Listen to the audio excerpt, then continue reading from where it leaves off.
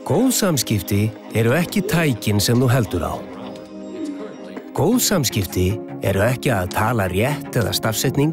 Þú þarft ekki að vera fyndinn, kunna nýjustu frasana eða málshætti. Bókviti verður ekki á diskana látið. Askana verður ekki diskana.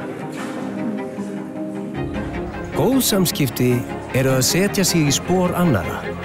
Að gleyma því aldrei að annað fólk er með þarfir og skoðanir sem eru öðruvísi en okkar eigin. Góð samskipti eru þolinmæði, líkamstjáning, sögur og hreyfing. Góð samskipti eru að leiða frekar en skipa, að sýna athygli og að muna hluti sem snúast aðra. Góð samskipti bæta lífið og þau verða til hjá okkur sjálfum. Já, góðan daginn.